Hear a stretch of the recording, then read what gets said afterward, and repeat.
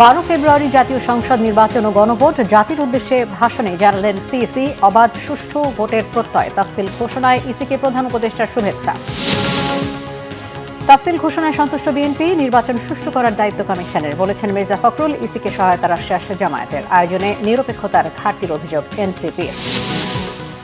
আইন শৃঙ্খলা পরিস্থিতি নিয়ে কোনো শঙ্কা নেই। শান্তিপূর্ণ উৎসব মুখর নির্বাচন উপহার দিতে সরকার বদ্ধপরিকর, জানানো হয়েছে উপদেষ্টা পরিষদের বৈঠকে। এবারে নির্বাচন সহজ হবে না, ভোটের মাধ্যমে বিএনপির পক্ষে জয় আনতে হবে, বলেছেন তারেক রহমান। দেশ গড়তে আগামীতে কষ্ট করার প্রস্তুতি নিতে নেতাকর্মীদের আহ্বান। রাজশাহীতে গভীর নলকূপের গর্তে পড়ে যাওয়া 2 বছরের শিশু স্বাধীনকে 32 ঘণ্টা পর উদ্ধার, মৃত ঘোষণা চিকিৎসকের।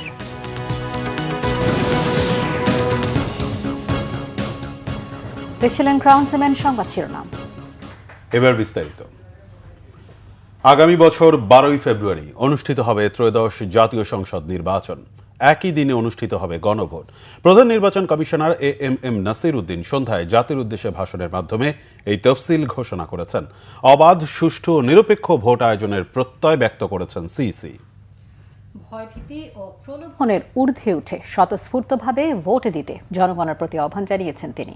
এদিকে তাফসিল ঘোষণা করায় নির্বাচন কমিশনকে আন্তরিক শুভেচ্ছা ও অভিনন্দন জানিয়েছে প্রধান উপদেষ্টা প্রফেসর মোহাম্মদ ইউনূস। আরো জানাচ্ছেন সৈকত সাদিক। বিসমিল্লাহির রহমানির রহিম। প্রিয় দেশবাসী, আসসালামু আলাইকুম। জুলাই অভ্যুত্থানে শেখ হাসিনার সরকারের পতনের 16 মাস পর ত্রয়োদশ জাতীয় সংসদ নির্বাচনের চূড়ান্ত তারিখ ঘোষণা করল অন্তর্বর্তী সরকার। সন্ধ্যায় প্রধান নির্বাচন কমিশনার এএমএম নাসির উদ্দিন এই তফসিল ঘোষণা করেন। আমাদের অঙ্গীকার হচ্ছে একটি সুষ্ঠু ও সুন্দর নির্বাচন অনুষ্ঠান, যা জাতি হিসাবে আমাদের প্রত্যাশা পূরণ করবে।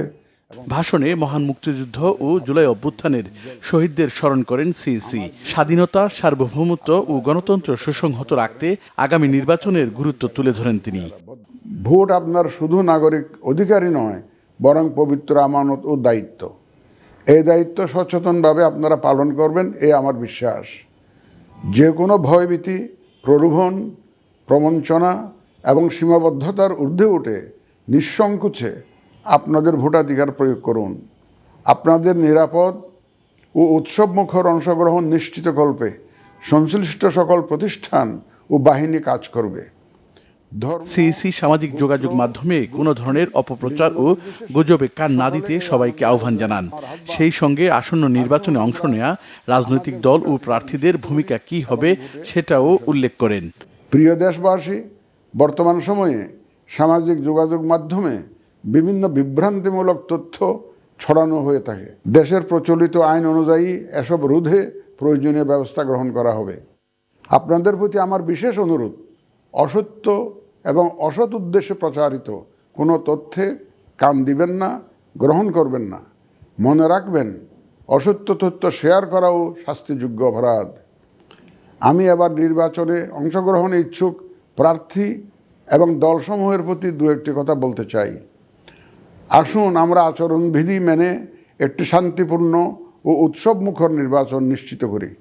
শান্তিপূর্ণ সহাবস্থান এবং পারস্পরিক শ্রদ্ধা নিশ্চিত করে ভোটারদের বিশ্বাস ও আস্থা অর্জনই হোক আপনাদের লক্ষ্য। পরে 2026 সালের 12 ফেব্রুয়ারি বৃহস্পতিবার একই দিনে নির্বাচন ও গণভোটের তারিখ ঘোষণা করেন। 2026 সালের ফেব্রুয়ারি মাসের 12 তারিখ রোজ বৃহস্পতিবার 300 আসনে ত্রয়োদশ জাতীয় সংসদ সাধারণ নির্বাচন এবং একই সাথে জুলাই জাতীয় সনদ সংবিধান সংস্কার বাস্তবায়ন আদেশ 2025-এর উপর গণভোট অনুষ্ঠিত হবে।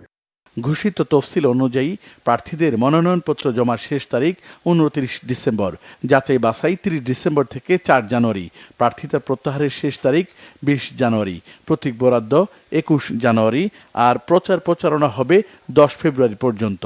300 আসনের নির্বাচনের দায়িত্বপ্রাপ্ত রিটার্নিং কর্মকর্তা, সহকারী রিটার্নিং কর্মকর্তা সহ সকলের প্রতি সততা ও নিরপেক্ষতার সঙ্গে দায়িত্ব পালনের আহ্বান জানিয়েছেন প্রধান নির্বাচন কমিশনার।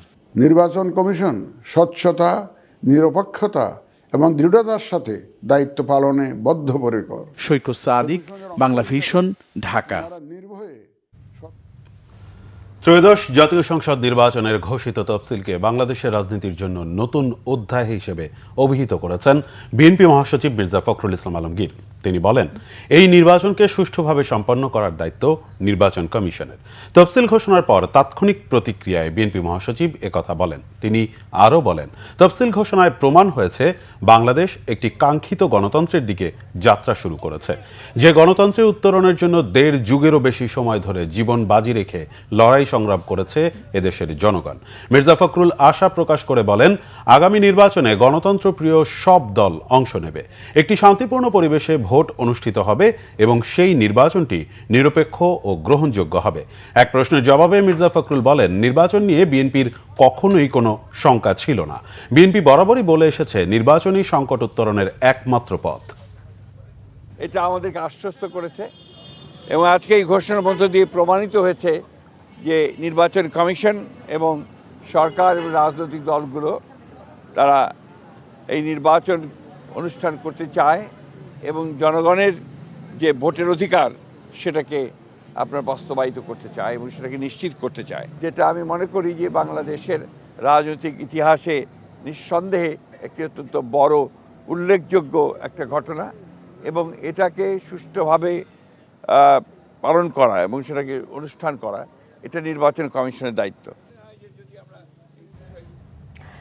তফসিল ঘোষণাকে স্বাগত জানিয়েছে বাংলাদেশ জামায়াতে ইসলামী। সন্ধ্যায় এক সংবাদ সম্মেলনে দলটির সেক্রেটারি জেনারেল এহসানুল মাহবুব জোবায়ের জানান, তফসিল ঘোষণার মধ্যে দিয়ে নির্বাচন নিয়ে অনিশ্চয়তা কেটে গেছে। সুষ্ঠু নির্বাচনের জন্য সব ধরনের সহায়তা করবে জামায়াত। নিশ্চয়তা ছিল, কিছুটা সন্দেহ সংশয় আমরা ছিলাম। তো আজকের প্রধান নির্বাচন কমিশনারের ঘোষণার মাধ্যমে সেই সংশয়ের অবসান হয়েছে। আমরা এখন যেটা চাইব সেটা হচ্ছে যে এই গণভোটের মাধ্যমে যাতে জয়যুক্ত হয়, এই প্রচারণা এবং এই আন্দোলন আমাদের অব্যাহত থাকবে। জাতীয় নির্বাচন ও গণভোটের তফসিল ঘোষণাকে স্বাগত জানিয়েছে জাতীয় নাগরিক পার্টি এনসিপি। তবে নির্বাচন আয়োজনে সুষ্ঠু ও নিরপেক্ষতার ঘাটতি আছে বলে মন্তব্য করেছেন দলটির মুখ্য সমন্বয়ক নাসিরউদ্দিন পাটোয়ারি। এনসিপি কার্যালয়ে তফসিলের প্রতিক্রিয়ায় তিনি একথা বলেন। তফসিল নিয়ে আপাতত আমাদের কোনো আপত্তি নাই, আমরা এটাকে স্বাগত জানাচ্ছি। আর যদি আমাদের আরো ডিপ ডাউনে আমরা পর্যালোচনা করে যদি কোনো আরো আপত্তি থাকে বা কিছু বিষয় থাকে, আপনারা জানেন যে সংস্কারের পক্ষে আমাদের একটি জোট হয়েছে, সেই জোটকে নিয়ে আমরা ইনশাল্লাহ আলাদা একটা প্রেস ব্রিফিং করব। নির্বাচন কমিশন যে গঠন সেটার একটি সুন্দর প্রক্রিয়া আসার জন্য, কিন্তু সেই প্রক্রিয়াটার জনগণ এখন দিয়ে তাদেরকে যদি জয়যুক্ত করে, তাহলে আমরা আশা করি যে নতুন একটি অধ্যায় আমরা প্রবেশ করতে পারবো। আর এই বর্তমান যে নির্বাচন কমিশন রয়েছে, তারা অনেক জায়গায় সদিচ্ছার পরিচয় দিয়েছেন, আমরা কিন্তু সর্বাংশে তাদের উপরে আমরা আস্থা এবং বিশ্বাস রাখতে পারছি না। উপদেষ্টা পরিষদের বৈঠকে জানানো হয়েছে, নির্বাচনে আইন শৃঙ্খলা পরিস্থিতি নিয়ে কোনো ধরনের শঙ্কা নেই। পরিস্থিতি এখন অনেক ভালো। একটি শান্তিপূর্ণ উৎসব মুখর নির্বাচন উপহার দিতে সরকার বদ্ধপরিকর। বৈঠক শেষে ব্রিফিংয়ে প্রধান উপদেষ্টার প্রেস সচিব শফিকুল আলম জানান, তফসিল ঘোষণার পর কোনো ধরনের দাবি দাওয়া নিয়ে কেউ রাস্তায় নামলে বা কোনো ধরনের বিশৃঙ্খলা সৃষ্টির চেষ্টা করলে কঠোর হস্তে দমন করা হবে। দেশ জাতির কল্যাণে গুরুত্বপূর্ণ অবদান রাখায় উপদেষ্টা পরিষদের পক্ষ থেকে বিদায়ী 2 ছাত্র উপদেষ্টাকেও ধন্যবাদ জানিয়েছে উপদেষ্টা পরিষদ। পরবর্তীতে প্রধান উপদেষ্টাদের মধ্যে দপ্তর পুনর্বণ্টন করবেন। রকুনুজ্জামানের রিপোর্ট। বৃহস্পতিবার পদত্যাগ করা 2 ছাত্র উপদেষ্টার সম্মানে প্রধান উপদেষ্টার কার্যালয়ে উপদেষ্টা পরিষদের বৈঠক ডাকা হয়। দেশ জাতির জন্য গুরুত্বপূর্ণ ভূমিকা পালনে 2 ছাত্র উপদেষ্টাকে ধন্যবাদ জানায় উপদেষ্টা পরিষদ। পরে পরিবেশ উপদেষ্টা সৈয়দা রিজওয়ানা হাসান সচিবালয়ে জানান, 2 ছাত্র উপদেষ্টার পদত্যাগের ফলে ফাঁকা হওয়া দপ্তরগুলো উপদেষ্টাদের মধ্যে পুনর্বণ্টন করবেন প্রধান উপদেষ্টা। এটা সম্পূর্ণ প্রধান উপদেষ্টার এখতিয়ার। এটা তো এত অধৈর্য হলে তো গণতন্ত্রের যাত্রা হবে না। ধৈর্য ধরেন, পদত্যাগপত্র কার্যকর হোক, তারপরে প্রধান উপদেষ্টার দপ্তর থেকে জানতেই পারবেন। বিকেলে রাজধানীর ফরেন সার্ভিস একাডেমিতে উপদেষ্টা পরিষদের বৈঠক নিয়ে ব্রিফিং করেন প্রধান উপদেষ্টার প্রেস সচিব শফিকুল আলম। নির্বাচনে আইন শৃঙ্খলা পরিস্থিতি নিয়ে কোনো শঙ্কা নেই বলে জানান তিনি। তফসিল ঘোষণার পর কোনো ধরনের দাবি দাওয়া সহ কোনো অজুহাতে বিশৃঙ্খলা সৃষ্টির চেষ্টা কঠোরভাবে দমনের কথাও জানান প্রেস সচিব। এই তফসিল ঘোষণার পরে কোনো ধরনের কোনো এই দাবি দেওয়া আন্দোলন নিয়ে কোনো ধরনের রাস্তায় নামবেন, এই পুরো বিষয়টা খুব কঠোর হস্তে দমন করা। আইন শৃঙ্খলা পরিস্থিতি খুবই ভালো আছে, কনফিডেন্ট যে জাতিকে, যে এই কথাটা চিফ অ্যাডভাইজার বারবার বলছেন, মাননীয় উপদেষ্টারা বারবার বলছেন, জাতিকে একটা খুবই সুন্দর, ক্রেডিবল, পিসফুল এবং উৎসবমুখর, ফ্রি, ফেয়ার এবং উৎসবমুখর একটা নির্বাচন উপহার দিতে পারবে। এছাড়া উপদেষ্টা পরিষদের বৈঠকে রমজান উপলক্ষে খেজুরের উপর শুল্ক কমানো সহ বাণিজ্যিক আদালত অধ্যাদেশের খসড়ার চূড়ান্ত অনুমোদন দেওয়া হয়। ভূমি আইনে বেশ কিছু সংস্কারের চূড়ান্ত অনুমোদন সহ আইনগত সহায়তা বিভাগকে আলাদা অধিদপ্তর করার সিদ্ধান্তও নিয়েছে উপদেষ্টা পরিষদ। এছাড়া প্রেস সচিব জানান, এআই দিয়ে জালিয়াতি ঠেকাতে আলাদা একটি আইন করার কথাও ভাবছে সরকার। সন্ধ্যায় এদোষ জাতীয় সংসদ নির্বাচন ও জুলাই জাতীয় সনদ 2025 বাস্তবায়ন আদেশের উপর গণভোটের তফসিল ঘোষণা করায় নির্বাচন কমিশনকে আন্তরিক শুভেচ্ছা ও অভিনন্দন জানান অন্তর্বর্তীকালীন সরকারের প্রধান উপদেষ্টা প্রফেসর মোহাম্মদ ইউনূস। রুকনুজ্জামান, বাংলা ভিশন, ঢাকা। তফসিলের পর রাজনৈতিক দলগুলোর কেউ আইন না মানলে বিধি অনুযায়ী ব্যবস্থা নেয়ার হুঁশিয়ারি দিয়েছেন নির্বাচন কমিশনের সিনিয়র সচিব আক্তার আহমেদ। দুপুরে নির্বাচন কমিশন ভবনে বৈঠক শেষে ব্রিফিংয়ে এ হুঁশিয়ারি দেন তিনি। এ সময় বলেন, নির্বাচনে লেভেল প্লেইং ফিল্ড নিশ্চিত করবে কমিশন। প্রবাসে আপাতত 10 লাখ ভোটারের জন্য নির্বাচনের প্রস্তুতি নিয়েছে কমিশন। ইসি সচিব জানান, এখন পর্যন্ত প্রবাসী ভোটার নিবন্ধিত হয়েছে 3 লাখেরও বেশি। এছাড়া 1 কোটিরও বেশি প্রবাসী ভোটার আছে বলেও জানান আক্তার আহমেদ। এদিকে দেশের অভ্যন্তরে আইনি হেফাজতে থাকা ব্যক্তিরাও 21 থেকে 25 ডিসেম্বরের মধ্যে পোস্টাল ভোট বিডি অ্যাপসে নিবন্ধন করতে পারবেন। সীমানা পুনর্নির্ধারণে আদালতের রায় নিয়ে মন্তব্য করার সুযোগ নেই। এসব রায়ে ইসির ক্ষমতা প্রশ্নবিদ্ধ হচ্ছে বলে মন্তব্য করেন নির্বাচন কমিশনের সিনিয়র সচিব।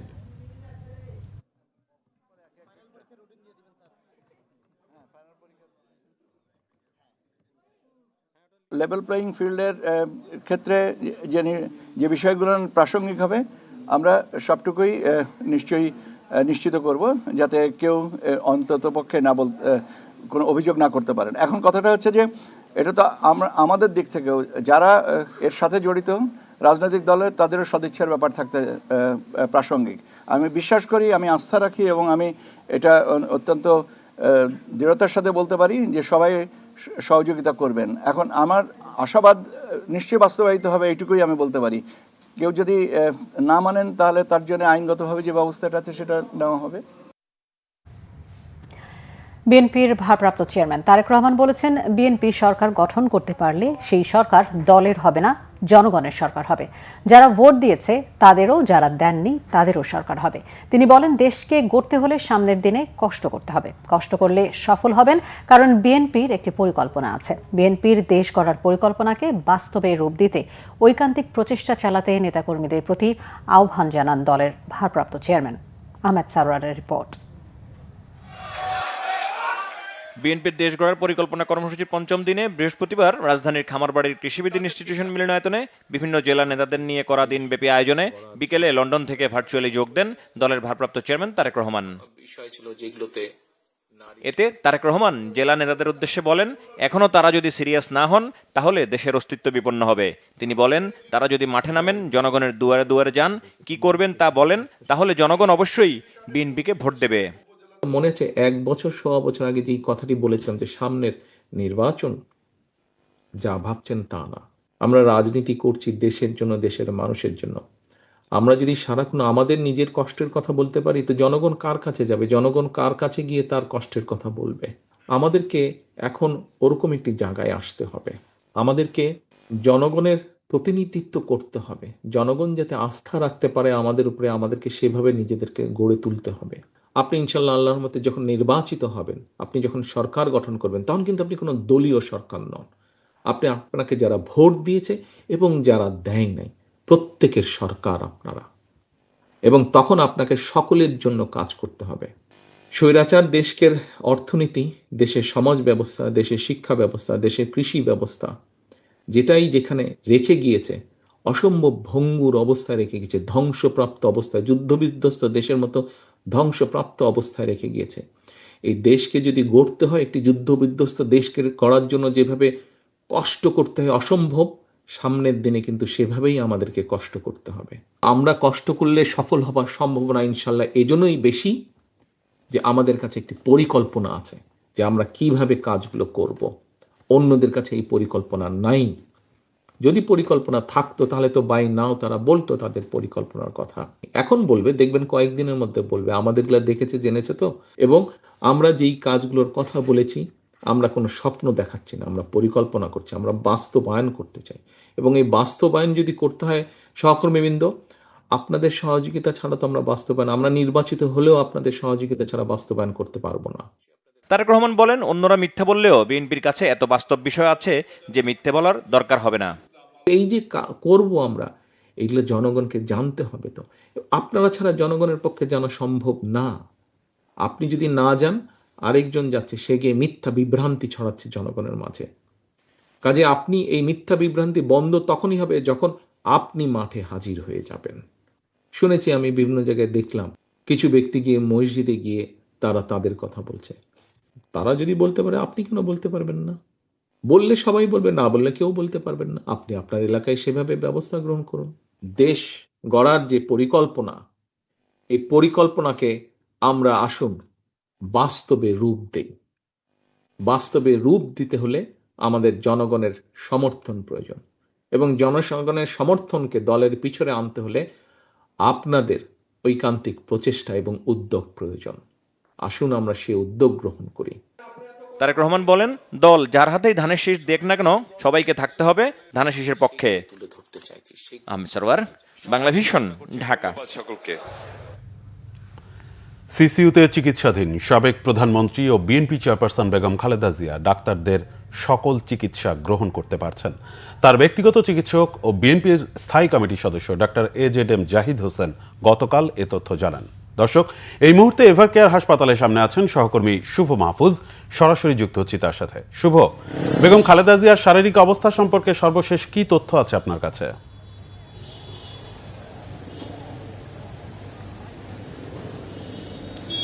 রাহান, আপনি যেমনটা বলছিলেন, আসলে গতকালকে তার ব্যক্তিগত চিকিৎসক ডাক্তার AZM জাহিদ হোসেন যে ব্রিফ করেছেন, এরপর আর বিএনপির পক্ষ থেকে আর আনুষ্ঠানিক কোনো ব্রিফ করা হয়নি। তবে আজকে সন্ধ্যা নাগাদ আমরা বেগম খালেদা জিয়া চিকিৎসকদের সমন্বয়ে যে মেডিকেল বোর্ড, 30 সদস্যের মেডিকেল বোর্ড রয়েছে, সেখানে নেতৃত্বে থাকা অধ্যাপক ডাক্তার শাহাবুদ্দিন তালুকদার একটি বিবৃতি দিয়েছেন। অর্থাৎ বিবৃতিতে তিনি গত 19শে নভেম্বর বেগম খালেদা জিয়াকে এভারকেয়ারে ভর্তি করানোর পর থেকে আজ অবধি মোট 19 দিনের চিকিৎসার সম্পূর্ণ তথ্য তিনি দিয়েছেন। এই তথ্যে তিনি যেটি বলেছেন যে বেগম খালেদা জিয়ারকে সুস্থ করার জন্য চিকিৎসক টিম সর্বাত্মক চেষ্টা চালিয়ে যাচ্ছেন। বিশেষ করে তাকে ভেন্টিলেশনে রাখা হয়েছে, এই তথ্যটি তিনি দিয়েছেন। একই সাথে তার কিডনি ঠিকমতো কাজ না করার কারণে নিয়মিত তাকে ডায়ালিসিস দেয়া হচ্ছে। এসব তথ্য দিয়ে তিনি বলেছেন যে আসলে কোনো ধরনের অপতথ্য বা গুজবে যাতে কেউ মিথ্যা তথ্য যাতে না ছড়া, সে বিষয়ে তিনি অনুরোধ জানিয়েছেন এবং একই সাথে দেশবাসীর কাছে দোয়া চেয়েছেন সাবেক 3 বারের এই প্রধানমন্ত্রীকে। শুভ, আপনাকে অসংখ্য ধন্যবাদ। আমরা পরবর্তীতে আবারও সর্বশেষ খবর জানার জন্য আপনার সাথে যুক্ত হব। সহকর্মী শুভ মাহফুজ এভারকেয়ার হাসপাতালের সামনে থেকে জানাচ্ছিলেন বিএনপি চেয়ারপারসন বেগম খালেদা জিয়ার শারীরিক অবস্থার সর্বশেষ খবরাখবর। 32 ঘন্টা পর রাজশাহীর তানোরে গভীর নলকূপের পাইপের গর্ত থেকে উদ্ধার করা হয়েছে শিশু সাদিদকে। তাকে দ্রুত হাসপাতালে নেওয়া হলে কর্তব্যরত চিকিৎসক তাকে মৃত ঘোষণা করেছেন। স্থানীয়রা জানান, বুধবার দুপুরে উপজেলার পাচন্দর ইউনিয়নের কোয়েলহাট গ্রামে মায়ের সাথে বাড়ি ফেরার পথে নলকূপের 35 ফুট গভীর গর্তে পড়ে যায় শিশুটি। গতকাল দুপুর থেকে শিশুটিকে জীবিত উদ্ধারে তৎপরতা চালিয়ে যান ফায়ার সার্ভিসের কর্মীরা। গর্তের ভিতরে দেয়া হয় অক্সিজেন, পাইপের চারপাশ দিয়ে খোঁড়া হয় মাটি।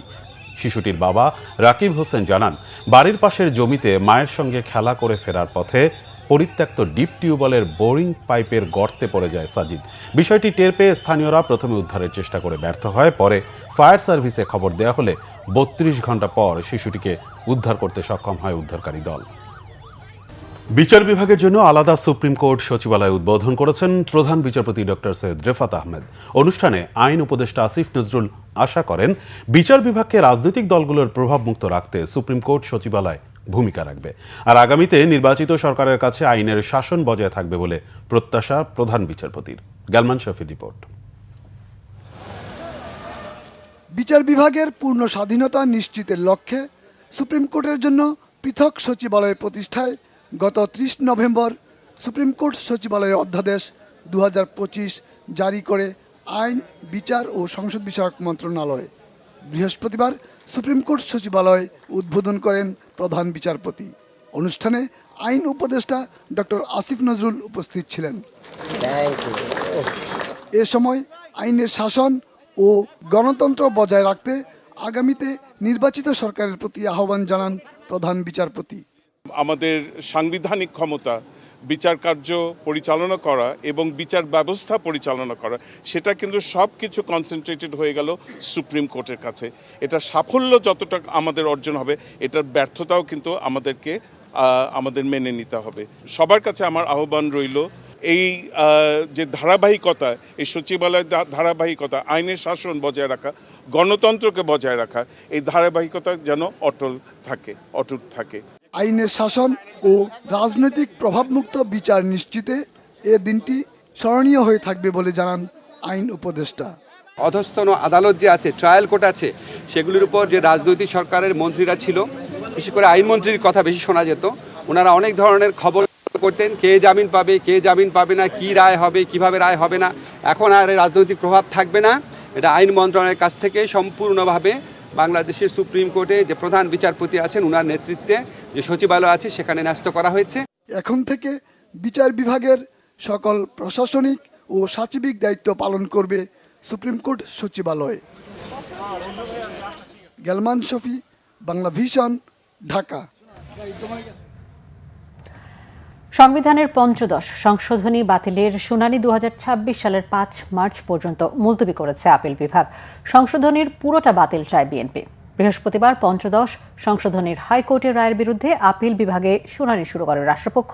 এ সময় সংশোধনীর কিছু বিষয় বহাল রেখে বাকি অংশ সংসদের হাতে ছেড়ে দেওয়া উচিত বলে জানান অ্যাটর্নি জেনারেল আসাদুজ্জামান। শুনানি শেষ করা ছাড়াও আপিল বিভাগ থেকে একটা রায়ের কথাও জানান তিনি, কিন্তু রায় নিয়ে কোনো পক্ষকেই প্রশ্ন তোলার সুযোগ দিতে চান না বলে জানান প্রধান বিচারপতি সৈয়দ রেফাত আহমেদ।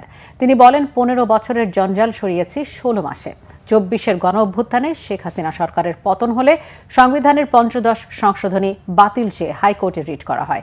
এই রিটের শুনানি করে হাইকোর্ট গেল বছরের ১৭ ডিসেম্বর ৫০ সংশোধনীর আংশিক বাতিল করে রায় দেন। এতে তত্ত্বাবধায়ক সরকার ও গণভোট বাতিলের বিধান অসাংবিধানিক বলে রায়ে বলা হয়। হাইকোর্টের দেয়া রায়ের উপরে আপিল করেন রিটকারী পক্ষ সুজন। শুনানিতে পক্ষভুক্ত হয় বিএনপি ও জামায়াত।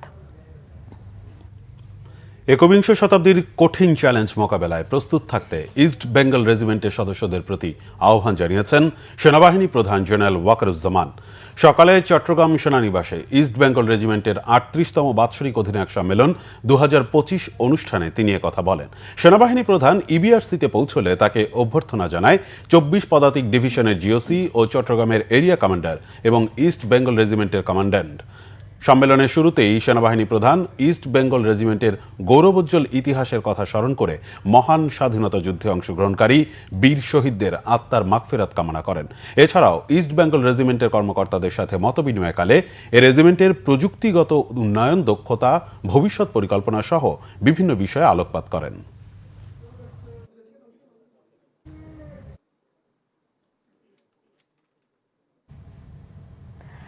আগামী নির্বাচনে জনগণকে গণভোটের হ্যাঁ বা না ভোটের বিষয়টি বোঝানো বড় চ্যালেঞ্জ বলে মন্তব্য করেছেন তথ্য সচিব মাহবুবা ফারজানা। জনসংযোগ কর্মকর্তা এবং আঞ্চলিক তথ্য কর্মকর্তাদের এ ব্যাপারে গুরুত্বপূর্ণ ভূমিকা পালন করতে হবে। বৃহস্পতিবার সচিবালয়ের তথ্য অধিদপ্তরে এক মতবিনিময় সভায় তিনি কথা বলেন। সভায় প্রধান তথ্য কর্মকর্তা মোহাম্মদ নিজামুল কবির সভাপতিত্ব করেন। তথ্য সচিব বলেন, আগামী জাতীয় সংসদ নির্বাচন সুষ্ঠু, গ্রহণযোগ্য ও স্বচ্ছতার সাথে করতে সরকার বদ্ধপরিকর। এ ব্যাপারে সরকারকে সর্বাত্মক সহযোগিতা করতে হবে। গত ১৫ বছরের নির্বাচন নিয়ে জনগণের তিক্ত অভিজ্ঞতা আছে মন্তব্য করে তিনি বলেন, জনগণকে নির্বাচন এবং ভোট কেন্দ্রে আসার ব্যাপারে আগ্রহী করে তুলতে হবে, বিশেষ করে তরুণ, নারী ও অনগ্রসর অঞ্চলের ভোটারদের। হ্যাঁ ও না ভোটের বিষয়টিও জনগণকে সহজভাবে বোঝাতে হবে।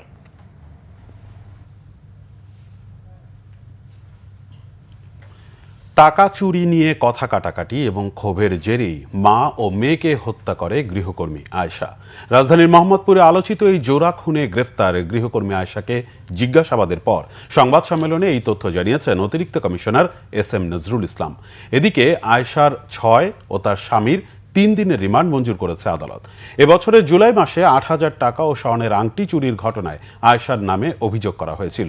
সেই চুরির ঘটনায় পাওয়া একটি নাম্বারের সূত্র ধরে প্রথমে সাভার, পরে বরিশালে অভিযান চালিয়েও আয়েশাকে ধরতে ব্যর্থ হয় পুলিশ। পরে ঝালকাঠিতে তার দাদা শ্বশুর বাড়িতে অভিযান চালিয়ে গ্রেফতার করা হয় আয়েশা ও তার স্বামীকে।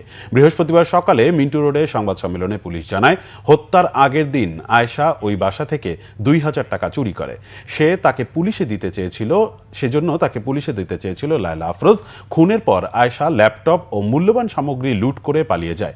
নিজের বোনের বাসা থেকেও 2 লাখ টাকা চুরি করেছিল আয়েশা।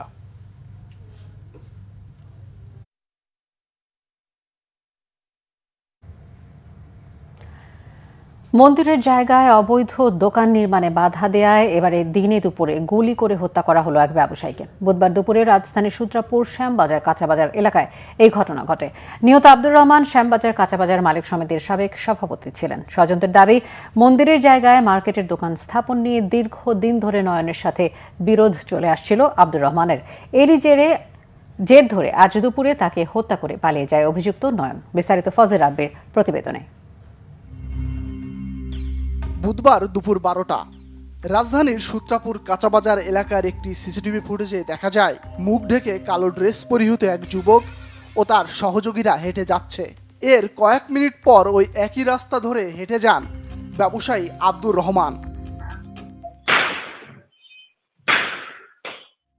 এরপরই ওই ব্যবসায়ীকে কয়েক রাউন্ড গুলি করে সেখান থেকে পালিয়ে যায় ঘাতকরা। মাত্র 2 মিনিটের এই কিলিং মিশনে অংশ নেয় নয়ন ও তার 2 সহযোগী। খোঁজ নিয়ে জানা গেছে নয়ন 46 নম্বর ওয়ার্ড যুবলীগের সাবেক নেতা ছিল। বহুতল ভবন উঠাইছে আমাদের মন্দিরের সম্পদে, তবে এটা তো নিয়ম নাই। ওঠানোর পরে আমাদের মন্দির কমিটির সভাপতি শম্ভুনাথ বাবু আরও অনেক লোক মিলে আমরা সবাই গেছি, যাই বলছি যে ভাই এই ঘটনা আপনি যে উঠাইলেন কার পারমিশন নিয়ে। তো উনি কথার কোনো মূল্যায়ন করে নাই কারো কথা। এই কথার সাথে আমার বড় ভাইয়ের সাথে ঝগড়ায় লিপিবদ্ধ হয়ে যায়। হওয়ার পরে এটা পরে আর বড় ভাই আসছে, আরও লোকজন আইসা এটা মিছিল করে দিছে।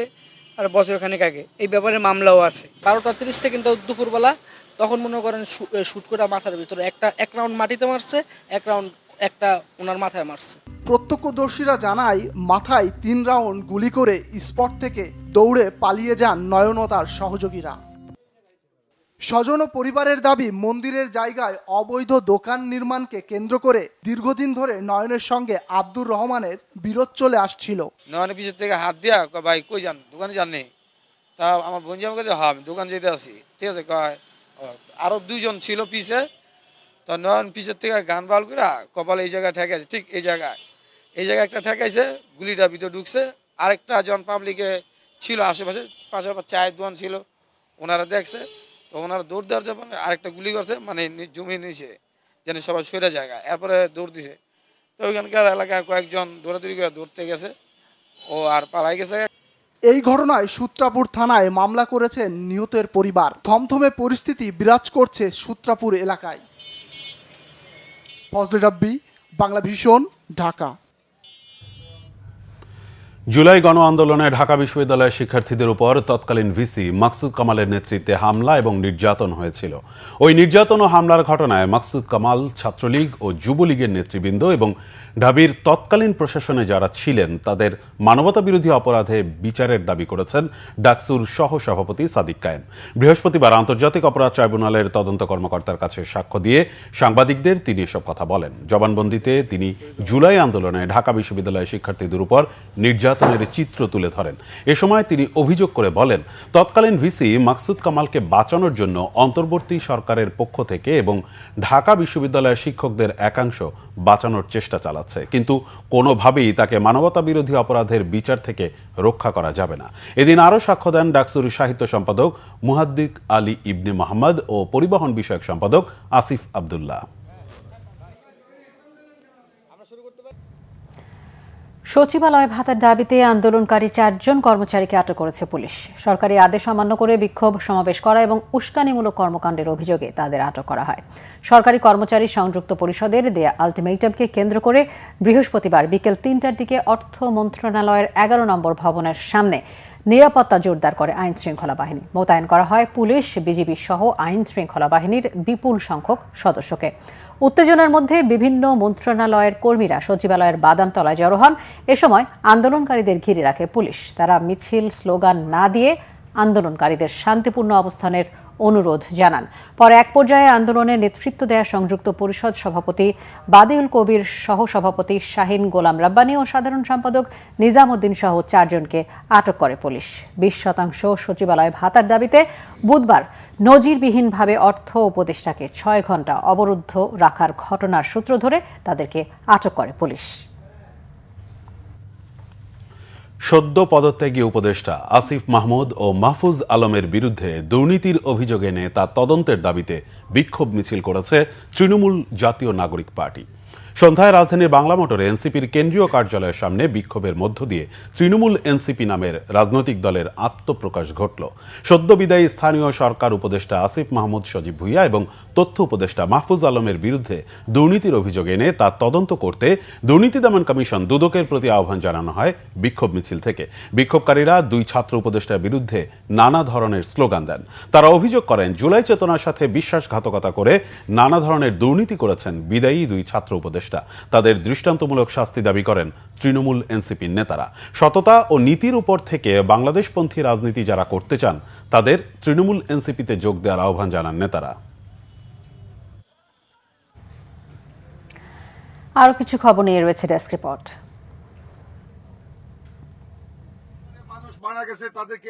বিএনপির যুগ্ম মহাসচিব সৈয়দ ইমরান সালেহ প্রিন্স বলেছেন, রাজনৈতিকভাবে মোকাবেলা করতে না পেরে বিএনপির বিরুদ্ধে মিথ্যা অপপ্রচার চালাচ্ছে কয়েকটি রাজনৈতিক দল। ময়মনসিংহের হালুয়াঘাটে এক মতবিনিময় সভায় তিনি একথা বলেন। বিএনপি চেয়ারপারসন বেগম খালেদা জিয়ার রোগ মুক্তি কামনায় দোয়া মাহফিল হয়েছে টাঙ্গাইলে। বিকালে কাতুলি ইউনিয়নের বাগাবাড়ি উচ্চ বিদ্যালয় মাঠে। এতে প্রধান অতিথি হিসেবে উপস্থিত ছিলেন কেন্দ্রীয় বিএনপির প্রচার সম্পাদক সুলতান সালাউদ্দিন টুকু। 7ম IEEESTI আন্তর্জাতিক সম্মেলন হয়েছে গ্রিন ইউনিভার্সিটি অব বাংলাদেশ GUB-তে। ঢাকার পূর্বাঞ্চল আমেরিকান সিটিতে বিশ্ববিদ্যালয়ের স্থায়ী ক্যাম্পাসে। এতে প্রধান অতিথি ছিলেন তথ্য ও যোগাযোগ প্রযুক্তি বিভাগের সচিব শীষ হায়দার চৌধুরী। সভাপতিত্ব করেন সম্মেলনের পৃষ্ঠপোষক বিশ্ববিদ্যালয়টির উপাচার্য অধ্যাপক ডক্টর মোহাম্মদ শরীফুদ্দিন।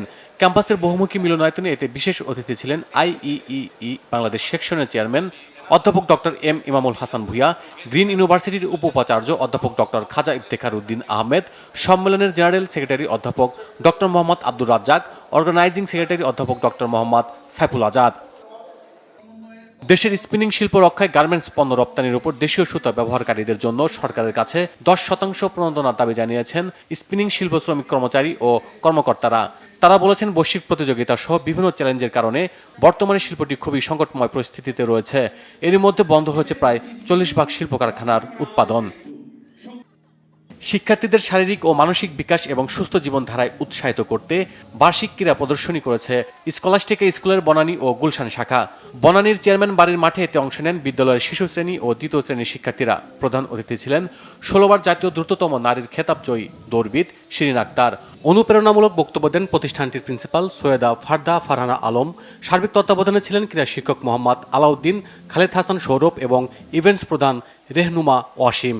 ক্রীড়া প্রতিযোগিতায় শিক্ষার্থীরা শ্রেণীভেদে সঙ্গীতের সাথে শরীরচর্চার প্রদর্শনী এবং বিভিন্ন দৌড় প্রতিযোগিতায় অংশ নেয়। মাঠ জুড়ে ছিল রঙিন উচ্ছ্বাস, শিশুসুলভ আনন্দ এবং সুস্থ প্রতিযোগিতার প্রাণবন্ত পরিবেশ। ইসলামী ব্যাংক পিএলসির 42তম বার্ষিক সাধারণ সভা হয়েছে রাজধানীতে। কুর্মিটোলা গোল্ফ ক্লাবে এতে সভাপতিত্ব করেন ব্যাংকের chairman professor doctor M Zubaidur Rahman. উপস্থিত ছিলেন ব্যাংকের এক্সিকিউটিভ কমিটির চেয়ারম্যান মোহাম্মদ খুরশিদ ওহাব, অডিট কমিটির চেয়ারম্যান মোহাম্মদ আব্দুল সালাম সহ অন্যান্য কর্মকর্তা ও শেয়ার হোল্ডাররা। Campaign agency of the year awards 2025-এ আবারও স্পটলাইটে AML। Agency of the year অ্যাওয়ার্ডসে 2টি ব্রোঞ্জ অর্জন করে দক্ষিণ এশিয়ার বিজ্ঞাপনী বাজারে নিজেদের শ্রেষ্ঠত্ব প্রমাণ করেছে প্রতিষ্ঠানটি। 90 দশকের গোড়া থেকে campaign agency of the year awards Asia Pacific অঞ্চলের অ্যাডভার্টাইজিং, কমিউনিকেশন, মিডিয়া এবং ডিজিটাল ইনভেশনের সেরা সাফল্যগুলোকে স্বীকৃতি দিয়ে আসছে। প্রতিষ্ঠানটির সাফল্যের পেছনে সকল ক্লায়েন্ট, সহযোগী এবং অংশীদারদের প্রতি আন্তরিক কৃতজ্ঞতা জানায় AML। Bangla vision news desk. সংবাদ শেষ করব, তবে যাবার আগে ক্রাউন সিমেন্ট শিরোনামগুলো জানাবো আরেকবার। 12 ফেব্রুয়ারি জাতীয় সংসদ নির্বাচন ও গণভোট, জাতির উদ্দেশ্যে ভাষণে জানালেন CEC। অবাধ সুষ্ঠু ভোটের প্রত্যয়, তফসিল ঘোষণায় ইসিকে প্রধান উপদেষ্টা শুভেচ্ছা। তফসিল ঘোষণায় সন্তুষ্ট বিএনপি, নির্বাচন সুষ্ঠু করার দায়িত্ব কমিশনের, বলেছেন মির্জা ফখরুল। ইসিকে সহায়তার আশ্বাস জামায়াতের, আয়োজনে নিরপেক্ষতার ঘাটতির অভিযোগ এনসিপি। আইন শৃঙ্খলা পরিস্থিতি নিয়ে কোনো শঙ্কা নেই, শান্তিপূর্ণ উৎসব মুখর নির্বাচন উপহার দিতে সরকার বদ্ধপরিকর, জানানো হয়েছে উপদেষ্টা পরিষদের বৈঠকে। এবারের নির্বাচন সহজ হবে না, ভোটের মাধ্যমে বিএনপির পক্ষে জয় আনতে হবে, বলেছেন তারেক রহমান। দেশ গড়তে আগামীতে কষ্ট করার প্রস্তুতি নিতে নেতাকর্মীদের আহ্বান। রাজশাহীতে গভীর নলকূপের গর্তে পড়ে যাওয়া 2 বছরের শিশু সাজিদকে 32 ঘন্টা পর উদ্ধার, মৃত ঘোষণা চিকিৎসকের। এই ছিল এখনকার মতো, পরের সংবাদ রাত 1টায় দেখার আমন্ত্রণ রইল। এছাড়া বাংলাভিশন সংবাদ ও সংবাদ সংশ্লিষ্ট অনুষ্ঠান দেখতে ভিজিট করুন www.bbnews24.com ও facebook.com/banglavisionnews এবং সাবস্ক্রাইব করুন youtube.com/banglavisionnews। ধন্যবাদ। শুভরাত্রি।